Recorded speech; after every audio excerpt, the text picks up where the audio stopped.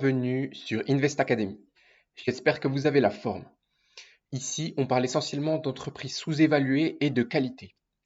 Est-ce que nous avons une opportunité d'investissement sur Moulinvest après des résultats semestriels en baisse? C'est la question à laquelle on va essayer de répondre aujourd'hui. Cette vidéo ne représente pas un conseil d'investissement, je suis un simple particulier qui partage son avis en bourse. Je détiens des actions Moulinvest, ce qui peut biaiser mon évaluation de la société ainsi que son avenir et sa qualité. Donc, Moulinvest a publié ses résultats du premier semestre clos le 28 février, le 12 juin 2023, donc il y a 2 jours. Et on a des fondamentaux solides, mais des résultats temporairement impactés par la conjoncture. Je vous ai un peu structuré la vidéo, parce que d'habitude je structure pas bien la vidéo. Et donc là, on va commencer par s'intéresser au business de la société. Si vous ne connaissez pas ma chaîne, et que c'est la première vidéo que vous regardez, une évaluation de la société, on va regarder tout d'abord ce que fait Moulinvest. Donc, elle intervient dans le bois. Ici, donc sur un rapport Morningstar, on est sur les basiques matériaux, donc les matériaux de base. Ici, et on est sur du bois de construction. Et donc, on est sur une small cap française, cotée en France, sur Euronext Growth, il me semble. On est à 72,6 millions de capi, donc une small cap, voire une micro cap. Et donc, voilà tout. Ici, on voulait regarder ce que faisait la société. Donc, la société, c'est une société qui vend du bois de construction, donc c'est une scierie en gros. Donc, elle vend du bois de construction. Donc là, on a eu les résultats semestriels, mais ça, c'est le rapport annuel pour l'année 2022. Donc, le bois de construction représente 51,56% du chiffre d'affaires. Donc, je rappelle que c'est une scierie, donc elle découpe des charpentes, des planches, tout ça, pour les bois de construction. Ensuite, elle fait du bois énergie. Donc, on a de la cogénération, ça veut dire qu'elle revend la chaleur produite par sa production sur le réseau électrique, donc à EDF, tout ça. Au niveau de la granulation, elle vend des bois de granulés, du bois de granulé pour les poêles à granulés. Maintenant, il n'y aura que ça en France. On ne peut plus installer de chaudière à fioul. Et donc, on va être obligé d'installer soit des pompes à chaleur, soit des chaudières au granulé, tout ça. Si vous êtes un peu au courant de tout ça. Au niveau imprégnation, donc on fait des poteaux pour les lignes électriques et du déco-vert. Donc ça représente 9,9% et 17%. Et autres, on fait 2,19% de bois de palette. Voilà tout. Là, si on est un peu plus précis, on voit qu'on fait du bois de structure, de couverture, d'ossature, de coffrage, poteaux, rondins, piquets, aménagement d'extérieur, imprégnation, traitement, rabotage, séchage. Donc voilà. Donc on est vraiment verticalement intégré sur le bois, on ne fait pas qu'une chose. Au niveau éco-construction, on fait des bois de charpente, bois de construction, taillage de charpente, bois cloué, panneaux cloués, pardon, bois lamelé, collé, bois contre-collé, CLT, cross laminated timber, voilà. Au niveau de la cogénération, c'est ce que je vous disais, production d'électricité grâce à une chaudière biomasse, écorce de bois, ça veut dire que quand on a des petits déchets de bois, on met dans une chaudière biomasse qui produit de l'électricité et on revend cette électricité. Donc ça, c'est assez intéressant, les déchets de bois qui sont utilisés. Et enfin, on a des granulés, production de granulés de bois à partir de sciures et de plaquettes de bois pour le chauffage des collectivités et des particuliers. Donc là, on a une belle activité du groupe. Donc la société, elle fait principalement du bois, enfin ce qui passe dans sa série, c'est principalement du pain. Et on sait que depuis le déconfinement, on a eu une très forte augmentation des prix du bois. Mais maintenant, ça s'est très très fortement réduit, donc c'est impacté fortement par la commodité, les résultats de la société. Donc là, vous voyez qu'on est sur un minimum de 52 semaines. Donc là, vous voyez les futurs bois de construction pour mai 2023. Là, c'est coté au CME aux États-Unis. Et donc, vous voyez que franchement, on avait quand même eu des niveaux exceptionnels en avril 2021 et en février 2022 suite à la guerre du Covid. On a vu des futurs vraiment très très haussiers et vraiment des pics. Et là, on est à des retours on est de retour sur des niveaux normatifs. Donc, vous voyez, ici, on est vraiment sur une retour sur une moyenne. Et donc, ça peut impacter fortement les résultats de la société. Donc ici, je vous ai un peu parlé du business de la société. Donc, c'est une série, comme je vous l'ai dit. Là, j'ai une petite vidéo à vous montrer de Charles de Civry d'Indépendance Time qui parle de Moulinvest. qui est selon lui Ok. très sous-évalué. Et donc, je vais vous mettre cette petite vidéo. Lui, il présente aussi la société et un peu des ratios, mais ça, on le verra nous après. Poujoula, Alors, hop, est-ce que je vais y arriver?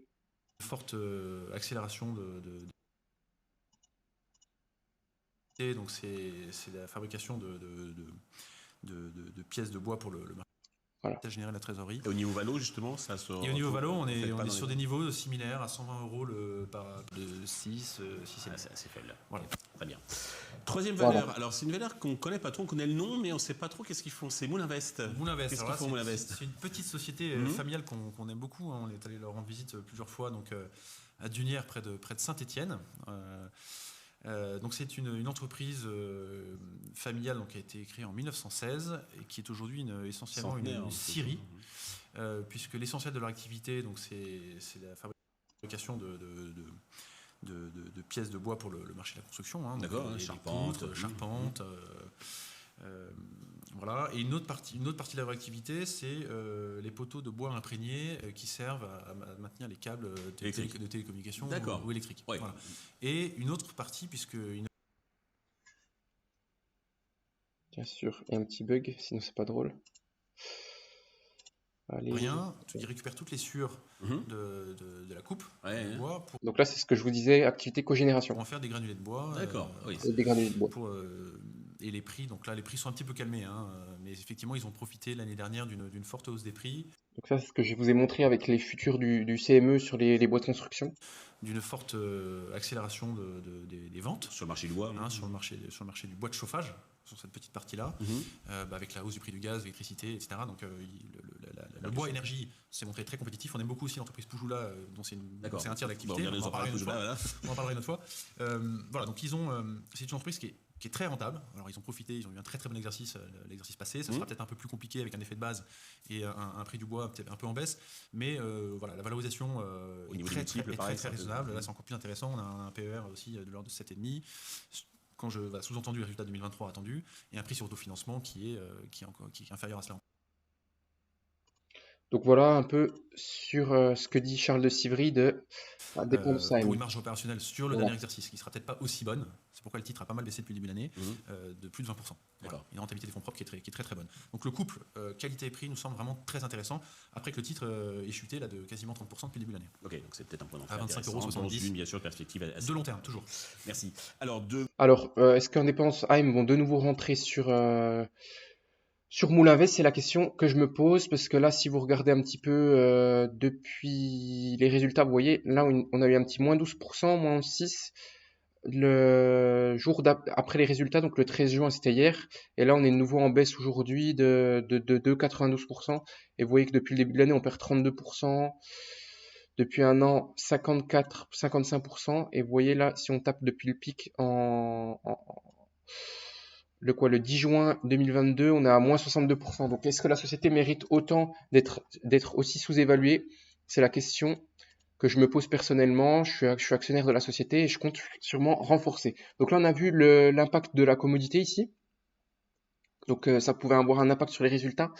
Et donc, au niveau des derniers résultats, on va regarder directement le petit communiqué financier ici. Donc, on a un chiffre d'affaires consolidé à 52,3 millions d'euros, en baisse de 8,2%, pénalisé par la baisse attendue des prix de vente des activités bois de construction et imprégnation.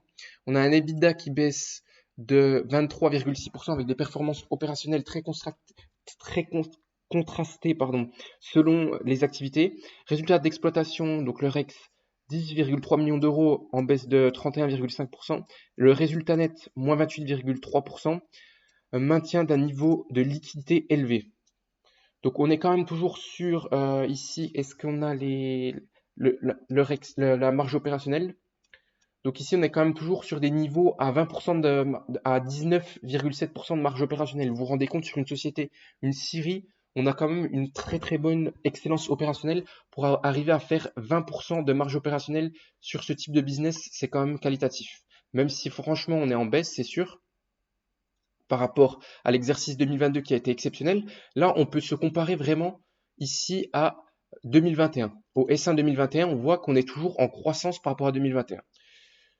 parce que 2022, c'était vraiment une année exceptionnelle. Et donc ici, voilà, vous voyez que par rapport à 2021, chiffre d'affaires en croissance de 23,6%, marge brute en croissance de 29,5%, EBITDA en croissance de 37,6%, résultat d'exploitation 62,2%, marge opérationnelle de l'ordre en augmentation de 31,3%, le résultat exceptionnel plus 53%, résultat net part de groupe plus 82,1% et plus 36,2% de marge brute d'autofinancement. Donc la société quand même génère beaucoup de trésorerie et c'est ce qui est très très intéressant ici. Donc ici, qu'est-ce qu'on nous dit? Donc le résultat, le chiffre d'affaires en recul de 8,2%, activité bois de construction en retrait de 24%, sous le double effet d'une baisse des volumes vendus et des prix de vente. Donc là, l'effet ciseau, on a une double guillotine sur cette activité, volume vendu qui diminue, baisse des prix de vente, donc forcément le chiffre d'affaires diminue fortement et donc la marge va diminuer également fortement sur ce type de l'activité bois construction. Recul du nombre de permis de construire et de mise en vente en chantier impacte directement les ventes, de même que le contexte d'inflation généralisée et que la hausse des taux d'intérêt. Donc ici, permis de construire en diminution parce qu'on accorde moins de prêts immobiliers, surtout pour les particuliers, mais également pour les sociétés. Et donc, du coup, on met moins de mise en chantier. Les chantiers, ils ont besoin de charpente et de bois. Et donc, forcément, ça impacte les ventes du groupe. Au niveau du pôle bois énergie, ce qui est très très intéressant, c'est qu'on a une augmentation de 58,4% des ventes ici. On sait que les granulés, vous avez du Cogra et du Poujoula, que ça s'est très bien porté durant cette année. Les ventes du granulé sont en très forte hausse, on nous dit plus 71,4%. Donc là, c'est le point positif un peu de ce dossier sur ce résultat semestriel. La pénurie constatée sur l'offre depuis l'automne 2022 s'est traduite par une progression significative des prix de vente. L'activité cogénération enregistre pour sa part une progression de 8,6%. Enfin, l'activité imprégnation recule pour sa part de 28,4%. L'activité poteau est en retrait de 12,1%. La gamme d'Ecover voit ses ventes diminuer de 39,4%. Cette évolution s'expliquant par les mêmes facteurs que pour l'activité des bois de construction. Donc voilà, là, on a quand même un petit communiqué financier qui est un peu alarmiste, vous voyez ici. Au niveau de la marge brute, elle diminue ici, on nous dit que les prix d'achat, donc elle est en retrait de 11,4%, les prix d'achat des bois ont en effet moins reculé que les prix de vente. Donc ça veut dire que, ce qui est très bizarre ici, enfin ce qui est pas bizarre, mais ça veut dire que les marges ont été fortement impactées parce que on achète plus cher que on vend. On répercute pas directement dans les prix de vente. Du coup, forcément, si on achète plus cher les intrants et qu'on les vend moins cher, on perd de l'argent directement sur cette opération. Donc la marge brute diminue également. C'est pas ce qu'on aime spécialement voir, mais on a quand même une marge brute assez solide on a toujours une marge brute assez solide de 31 millions d'euros, pardon. Voilà. On voit qu'ici, ce qui est toujours très très bien géré, c'est la masse salariale chez Moulinvest, 10,8% du chiffre d'affaires en légère hausse par rapport au semestre de l'exercice précédent. Donc ils étaient à 9,9%. Le recul du chiffre d'affaires explique cette variation car en valeur absolue, la masse salariale ne progresse que de 0,3%. Donc logiquement, si on a une baisse du chiffre d'affaires, la masse salariale augmente. Donc, ce qui me paraît assez logique. Au niveau autres charges, au niveau des autres achats et charges externes, ça représente 11,2 millions d'euros, soit 21,4% du chiffre d'affaires contre 16,6 au premier semestre 2022. Cette variation résulte de la progression générale des prix des produits et des services dans un contexte d'inflation généralisée. Les charges liées à l'électricité et aux assurances représentent les progressions les plus significatives. L'EBITDA consolidé s'établit à 15, donc ça je vous l'ai déjà dit. Ici, ce qui est intéressant, donc on a un résultat net qui ressort à 7,5 millions d'euros contre 10,5 millions d'euros au 28 février 2022, donc au semestre de l'année dernière, donc une baisse de 30% du résultat net. Enfin, on a vu de la structure financière, les capitaux propres sont en augmentation. Donc les capitaux propres, c'est ici, je vous l'ai remis ici. Non, je l'ai cherché où? Non, j'ai pas cherché les capitaux propres ou quoi? Ici, capitaux propres, je vous l'ai mis ici. Bien sûr, parce que je ne suis pas comptable et donc je préfère ne pas vous dire de bêtises et vous dire précisément ce que sont les capitaux propres. Ici, je sais à quoi ça correspond. Donc, c'est les ressources financières de la société hors dette. Donc, plus on a, à chaque année, si les capitaux propres augmentent, c'est très très bon signe pour une société. Ce sont donc celles que l'entreprise a générées grâce à son activité, les bénéfices non distribués sous forme de dividendes, les apports en société que les associés vont réaliser lors de la constitution de la société. Sur le plan comptable, les capitaux propres sont une composante essentielle du bilan comptable et sont enregistrés au passif du bilan comptable. Ils font partie des fonds propres et comprennent le capital social, les réserves, le report à nouveau, les primes d'émission et le résultat de l'exercice. Donc vous voyez, en gros, c'est les bénéfices mis en réserve ici. Une fois que la société est constituée, les capitaux propres, ils augmentent grâce aux bénéfices mis en réserve s'il n'y a pas d'augmentation de capital, de l'augmentation de capital social. Donc, ce sont les bénéfices mis en réserve. Et donc, plus ça croît, plus il y a de bénéfices mis en réserve, plus c'est signe d'une bonne gestion de la société. Et donc, voilà, ici, on est en augmentation par rapport au 31 août 2022. Donc ici, par rapport à l'exercice clôturé en 2022, tout à fait. Trésorerie nette de découvert représente 36,9 millions d'euros. Donc on a une augmentation de 9 millions d'euros par rapport à l'exercice clos en 2022 de la trésorerie nette. Les dettes financières atteignent 48,8 millions d'euros. Donc on a une trésorerie, enfin on a une dette de l'ordre de 9 millions d'euros ici. Et donc on a un levier qui est réduit. Voilà. On a versé un dividende de 1 euro par action. Je vais essayer de pas être très très rapide. Ici, en fait, le petit point noir ici, c'est le niveau toujours élevé des charges opérationnelles et notamment de l'énergie qui devrait continuer de peser sur les activités de bois construction et imprégnation au cours des prochains mois.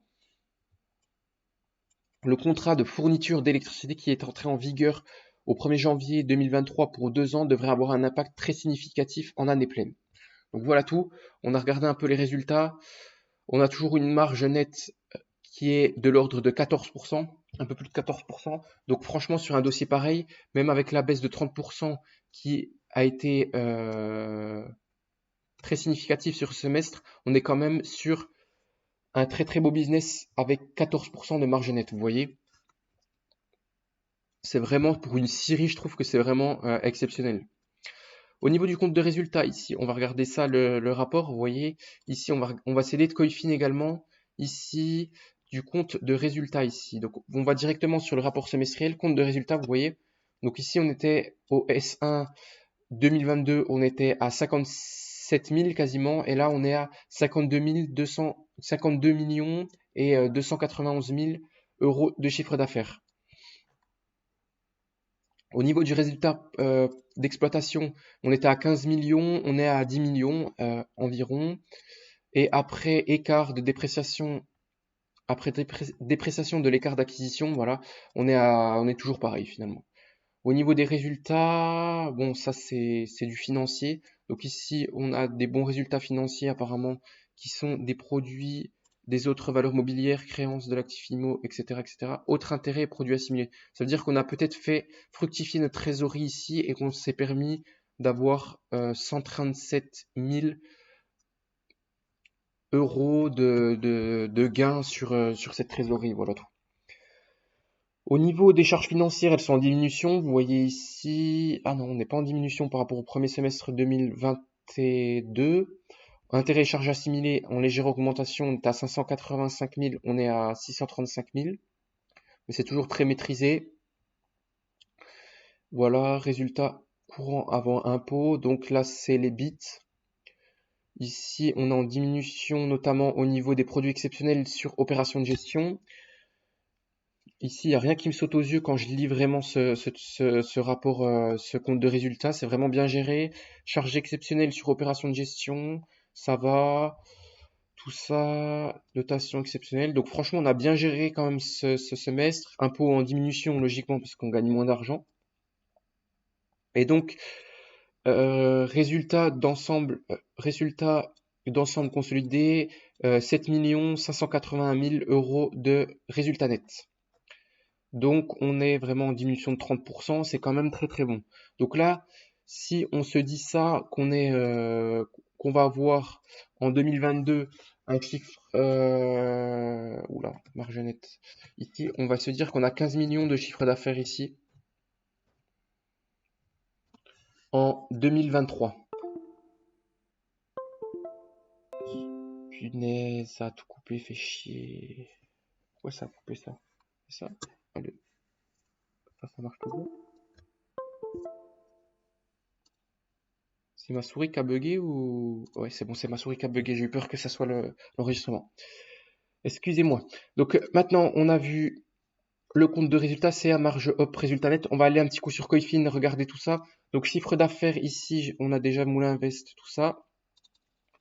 Donc ici, je vous mets revenus. On va voir si on a une croissance des revenus dans le temps. Ici, si je mets sur tout, bien sûr, j'ai tout coupé. Revenus, on va rapidement ici.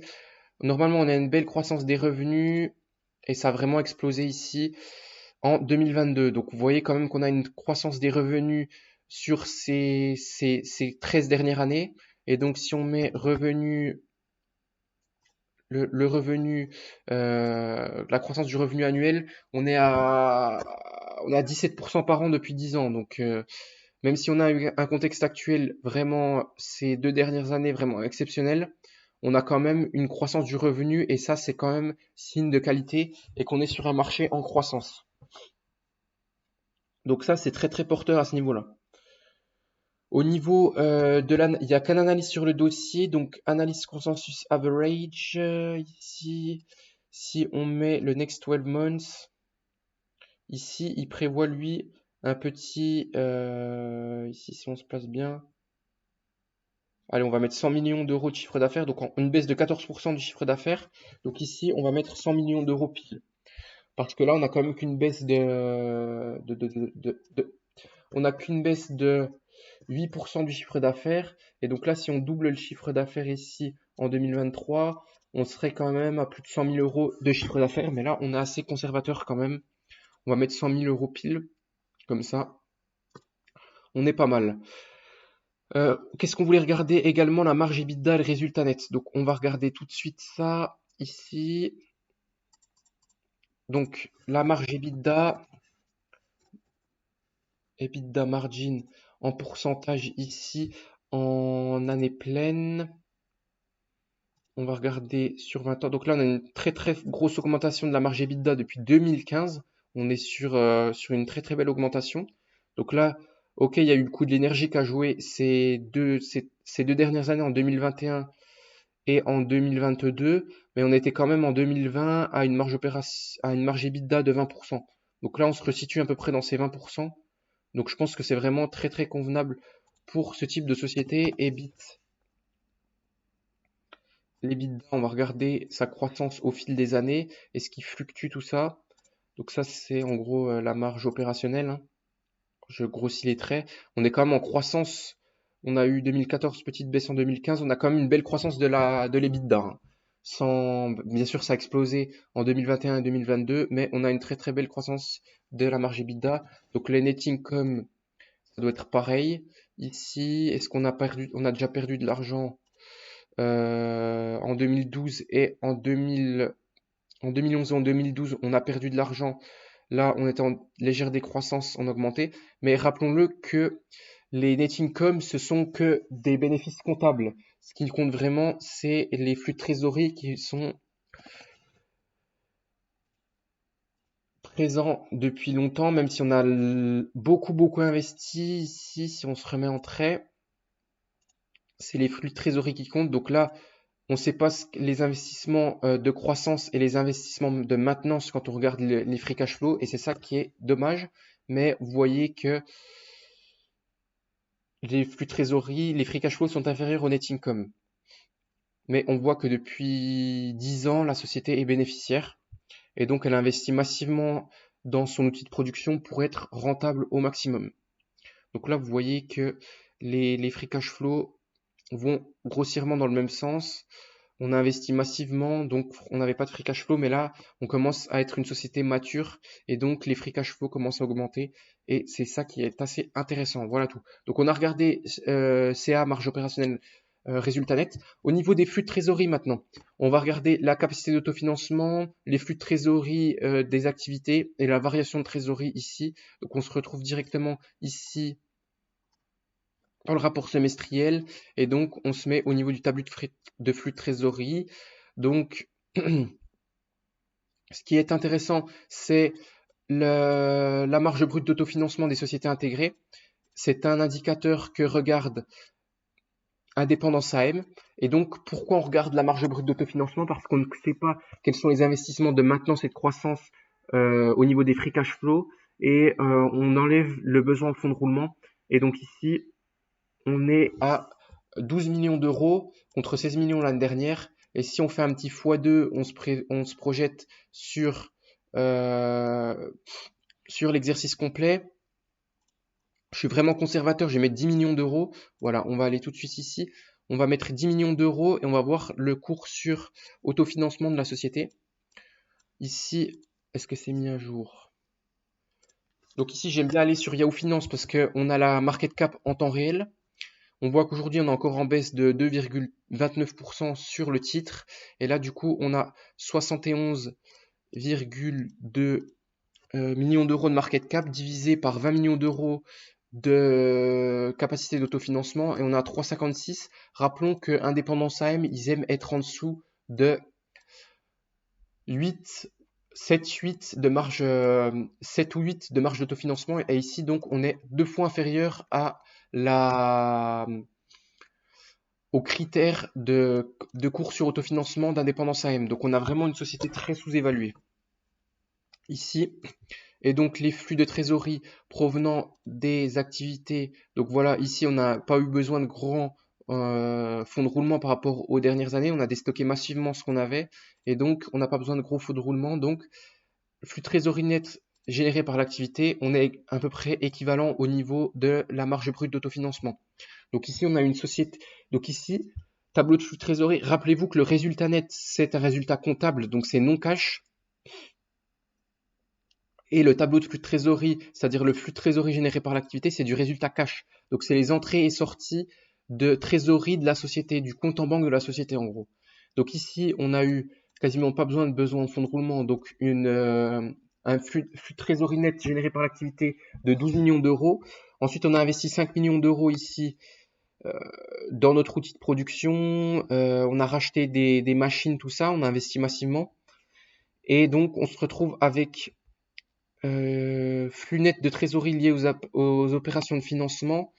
Donc, en plus des investissements et en plus des financements, on a une variation, on a généré 9,9 millions d'euros de trésorerie sur ce semestre. Donc, ce qui est assez extraordinaire, c'est du jamais vu au niveau de la génération de trésorerie de Moulinvest. Et donc, voilà, on se retrouve à une trésorerie à la clôture de 37 millions d'euros contre 27 millions d'euros à la clôture de l'exercice 2022. Donc là, on est vraiment très très bon à ce niveau-là. Ici, donc, je vous ai dit, on a un cours sur autofinancement ici de 3,56. Je vais le noter là. 3,56 projeté, donc on est vraiment sous-évalué à ce niveau-là. Et au niveau du bilan, donc on regarde un bilan, comment on regarde un bilan? Donc on a les actifs et les passifs. Qu'est-ce que dans un bilan, les passifs? Les passifs, c'est ce qui finance les actifs et les actifs, c'est ce qui crée de la valeur, c'est ce qui crée nos produits. Et donc, c'est très intéressant de regarder comment on génère les produits. Est-ce qu'on a on génère avec du gros levier? Est-ce qu'on a de la trésorerie? Tout ça. Donc voilà, au niveau des actifs, qu'est-ce qu'on a? On a au niveau des immobilisations incorporelles, on n'a rien, donc c'est ce qui est assez intéressant ici. Contrairement à des sociétés de logiciels, tout ça, on a beaucoup d'immobilisation incorporelle, donc des actifs intangibles. Et ici, au niveau des actifs tangibles, on a quand même des terrains pour 4 millions d'euros. Non, en Camille. Si on a 4 millions d'euros de terrain, on a 11 millions d'euros de construction. Au niveau des installations techniques, matériel, outillage, on a 40 millions d'euros d'installations techniques, matériel, outillage. Au niveau des autres immobilisations, on a 2 millions d'euros. Immobilisation en cours, 4 millions. Avancé à compte, on a 9,3 millions d'euros. Et au niveau des immobilisations financières, on n'a pas grand-chose ici à ce niveau-là. Au niveau de l'actif immobilisé, on a 16 millions d'euros de matières premières et d'approvisionnement. On a 10 millions d'euros de produits intermédiaires et finis. On a 15 millions d'euros de créances clients. Et donc, on a 4 millions d'euros d'autres créances. Et au niveau de la trésorerie, on a 14 millions d'euros de valeur de mobilière de placement. Donc, c'est-à-dire qu'on est sûrement placé sur des fonds obligations à court terme. Et au niveau de disponibilité, on a 22,8 millions d'euros donc de la trésorerie en cash sur un compte courant apparemment. Donc là, ce qui est très beau déjà, c'est qu'on a de la trésorerie. Et au niveau des passifs, qu'est-ce qu'on a? Donc là, on a les capitaux propres, comme je vous l'ai dit. Et là, ce qui est très très intéressant, c'est de regarder la société, elle coûte combien au niveau de ses capitaux propres. Je vous ai fait le calcul tout à l'heure. Voilà. Donc au niveau du price to book, on est à 1,04. Donc elle coûte une fois. Actuellement, Moulinvest, on coûte une fois les capitaux propres. Et donc, ce qui est très intéressant, c'est un critère de Benjamin Graham qui est qu'il nous faut un ratio price to book inférieur à 1,5 si vous lisez l'investisseur intelligent. Et là, franchement, on est à 1. Et donc, on est très, très sous-évalué. Et c'est des sociétés, ce type de critères de ratio qu'on aime bien parce que ça montre que c'est sous-évalué. Au niveau, encore une fois, voilà, de la dette. Donc ici, on a des réserves, donc le résultat net mis en réserve, on a 47 millions d'euros, donc c'est bien géré. Subvention d'investissement, l'État nous a subventionné 500 000 euros. Et vous voyez ici, capital et prime sur capital. Donc voilà tout à ce niveau-là. Donc ici, intérêt minoritaire, ça ne nous intéresse pas. Voilà. Emprunt et dette financière auprès des établissements de crédit, on a 42 millions d'euros d'emprunt. Donc ça, c'est intéressant. Donc comment on finance nos actifs avec de la dette, mais on a du cash à côté, donc c'est assez intéressant. À ce niveau-là, emprunt crédit bail, donc IFRS 16, on a 6 millions. Emprunt et dette financière divers 3 millions d'euros. Dette fournisseur et compte rattaché, on a 17 millions de dettes fournisseurs. 4 millions d'euros de dettes sur immobilisation. Et enfin, dette fiscale, impôts différés, tout ça. On a quand même un beau bilan, voilà tout. Donc on a 42, donc au niveau des dettes, voilà, on est quand même pas très très élevé. Et donc c'est assez intéressant, on a une société très très solide à ce niveau-là. On nous dit ici que ici, voilà, structure financière, on l'avait dit que c'était solide. Dette nette par rapport aux capitaux propres 0,17 parce qu'on a remis des capitaux propres en réserve et on a baissé un peu la dette. Ah non, on a augmenté de 4 millions d'euros la dette apparemment. Et le ratio levier glissant dette nette sur EBITDA est de 0,7 contre 0,473 en 2022, notamment parce qu'on a une baisse de l'EBITDA. Donc ici, on a fait un petit tour des 4 points et on passe maintenant à la nouvelle évaluation. Petit disclaimer, c'est toujours pas cher. Et au niveau du ROCE, j'aime bien aller voir sur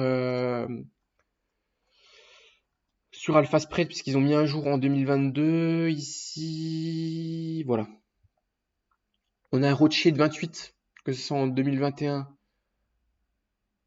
ou en 2022. Je sais pas si c'est mis à jour, mais on a un très très bon ROCE. Et là, j'aime bien faire comme fait Thierry.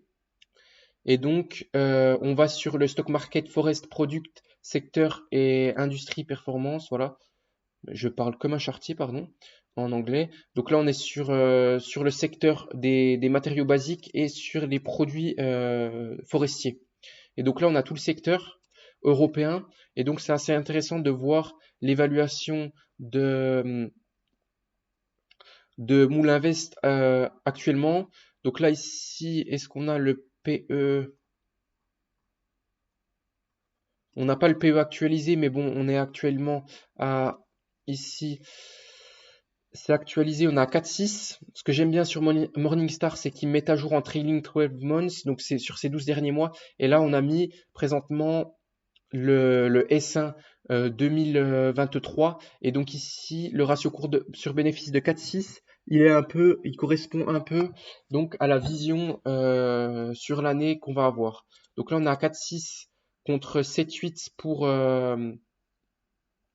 le secteur européen, même si on fait pas tous la même chose ici. Vous voyez, en moyenne, on a 9, 9, 10. Et là, on est vraiment sous-évalué à ce niveau-là. Au niveau du price to sales, ici, au niveau de Moulinvest, on est à 0,7. En moyenne, les sociétés du secteur, elles sont à 0,7 aussi. Donc là, on est pas mal au niveau du price to sell. Au niveau du price to book, on est à peu près en moyenne à 1,1. Ici, on est à 1, comme je vous l'ai dit.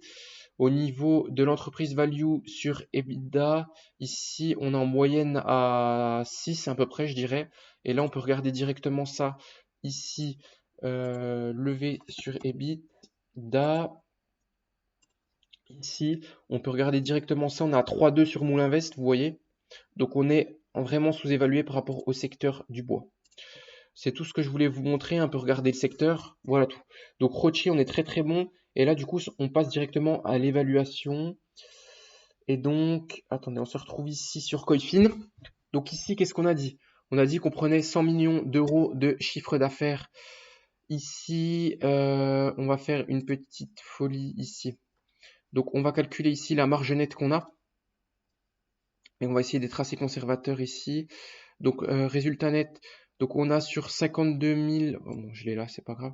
Donc, sur 52 millions. Non, c'est l'inverse qu'il faut faire pour trouver. Donc, sur 7,5 millions de résultats nets, on divise tout ça par 52 millions d'euros de chiffre d'affaires. Allez, je mets les petites virgules, 291. Ça nous donne une marge nette de 14,3%. Donc ici, marge nette de 14,3%. On va voir au niveau historique ce que ça donne. Net income margin. Ici, si on met en médiane, voilà, on est à 4%.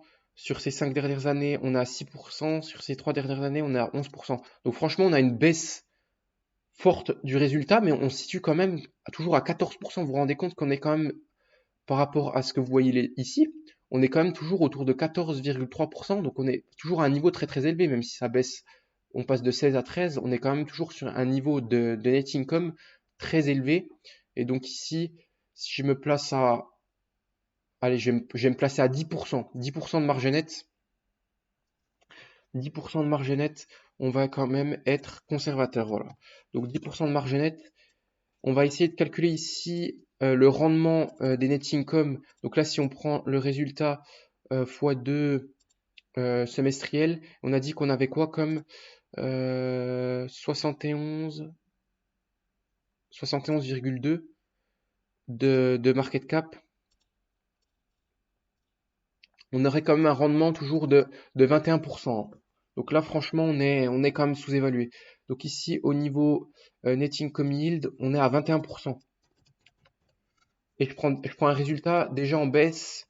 Je prends le double, enfin, c'est comme si je multipliais par 2 le résultat net qu'on avait eu ce semestre. Donc on est toujours à 21% de rendement des net income. Et ici, au niveau du dividende yield, on est quand même à 4%. La société nous a distribué un très beau dividende de 1 euro par part. Et je pense qu'il est très très maintenable. Pourquoi? Parce qu'on a 20% de net income yield. Et on a un dividende de 4,17%. Donc ils peuvent largement augmenter le dividende. Il est très très safe. Donc on en était là. On était à l'évaluation.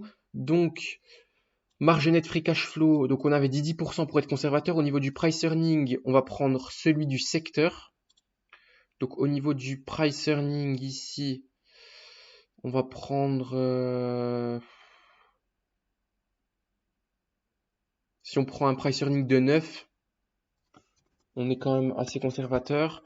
Au niveau du nombre d'actions, on va tout de suite regarder ça sur Coifin. Au niveau du nombre d'actions ici, sur ces 12 derniers mois, on a 3,03 millions d'actions. 3,03 millions d'actions, c'est très très bon. Et au niveau de la dette nette, je crois qu'on a 9 millions, hein, net debt ici. On a 9 millions, pardon. Là, ils nous mettent 17 millions, mais ici, on va tout de suite se retrouver dans le rapport. Ici, voilà. Donc là, on se met là. On nous a dit qu'on avait... mais où on est? Liquidité, voilà. Donc, 44,5 moins 36,9. On se retrouve à une dette... Ah non, 48. Ah, je me suis fait... 48,8 millions d'euros de dette financière, moins la trésorerie nette 36,9.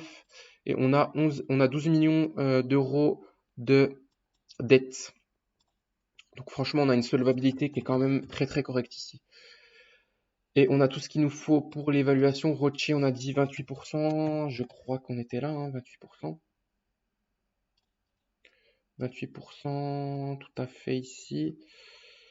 Ici, 28%, c'était ça. Et là, on va regarder sur 5 ans la société, comment elle s'est comportée. Donc, on a une augmentation du cours de l'action qui a été de 240%.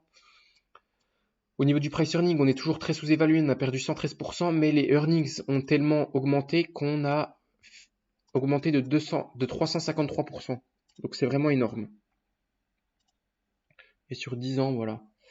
C'est assez intéressant la performance de l'action, la performance opérationnelle de la société. Vous voyez que sur 10 ans, on est passé de 1,1 million d'euros de net income à 18,6 millions d'euros de net income. C'est excellent.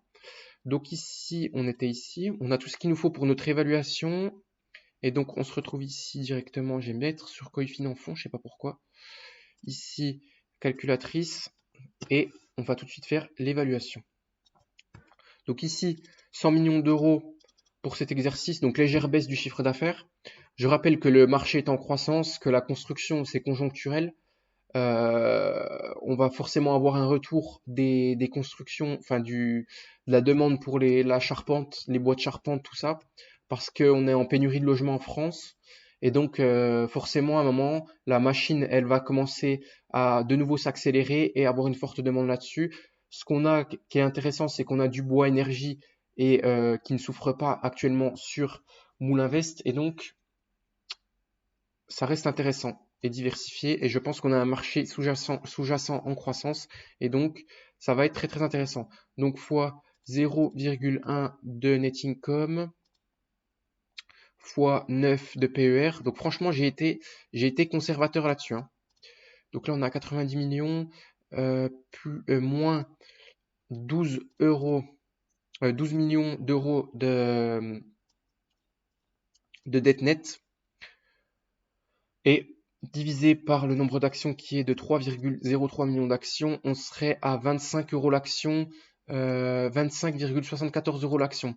Donc franchement, actuellement, on est vraiment correctement évalué en étant très conservateur, c'est-à-dire que là, j'ai un PER de 9 et une marge nette de 10 alors qu'elle est de 14, et le PER, il pourrait très bien être au-dessus de 10, mais actuellement, il est fortement déprécié à 4,6 de PER, de price earning. Bah d'ailleurs, au niveau du price earning, qu'est-ce qu'on a actuellement? Au niveau du price earning, on a 15, voilà. Donc on a 71,235. Je m'ennuie un petit peu. Divisé par 15, si je multiplie tout ça par le résultat net multiplié par 2, on a 4,7 de price earning. Donc on est très sous-évalué, voilà. Tout simplement. Tout simplement, on est très sous-évalué. Ici, je reprends tout ça. Donc là, on est très sous-évalué. La dette nette, le dividende, tout ça. Donc PER de 9 nous donnerait du combien on a dit par action? 25. 25,74.